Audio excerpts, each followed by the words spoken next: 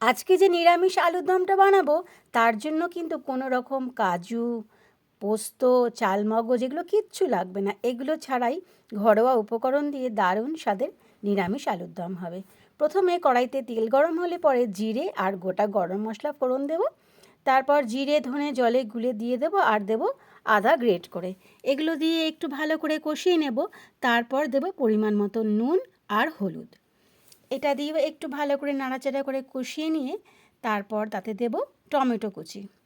এখন তো শীতকাল, এখন তো ভরে ভরে টমেটো দিলেও তরকারিতে দারুণ টেস্ট হবে, কোনো অসুবিধাই নেই।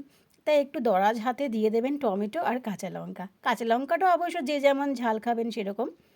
তারপর এগুলো দিয়ে ভালো করে একটু নাড়াচাড়া করে নিয়ে যখন কষানো হয়ে যাবে, মশলাটা তেল ছেড়ে আসবে, তখন দিয়ে দেবো একটু টক দই। টক দইটা যে কম্পালসারি দিতে হবে এমন কোনো ব্যাপার না, আপনারা স্কিপও করতে পারেন। আমার ঘরে ছিল তাই দিলাম একটু টেস্ট হওয়ার জন্য। তারপর এটা দিয়ে একটু ভালো করে নাড়াচাড়া করে নেব। তারপর দেব একটু মিষ্টি মানে চিনি, শুধু টেস্টের জন্য, একটু মানে টেস্টের ব্যালেন্সের জন্য চিনিটা দেওয়া।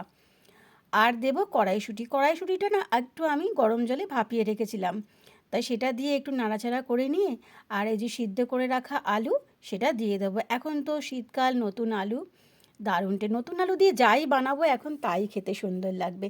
নতুন আলুগুলো সিদ্ধ করে আমি মাঝখান দিয়ে দুভাগ করে নিয়েছি। তারপরে সেটা দিয়ে ভালো করে একটু কষিয়ে নেব। আমি না এখানে ঢাকা দিয়ে দিয়ে কষিয়েছি, যেহেতু এখানে কোনো রকম জল পড়বে না, তার জন্য ভালো করে একটু কষাতে হবে মশলার সঙ্গে আলুটাকে। বেশ ঢাকা দিয়ে দিয়ে ভালো করে কষিয়ে নিতে হবে।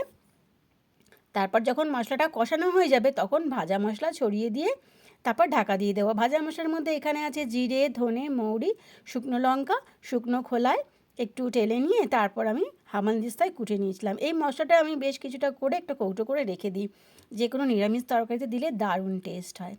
মশলাটা দিয়ে তারপরে আমি ঢাকা দিয়ে রেখে দেবো আর তখন গ্যাসটা নিভিয়ে দেবো। ঢাকা দেওয়ার 5 মিনিট কি 10 মিনিট পর সার্ভ করে দিলেই ব্যাস রেডি নিরামিষ আলুর দম। ভিডিওটা কেমন লাগলো অবশ্যই জানাবেন। ভালো লাগলে লাইক, শেয়ার, কমেন্ট করতে ভুলবেন না। আর যারা এখনও সাবস্ক্রাইব করেননি তারা প্লিজ সাবস্ক্রাইব করে দেবেন।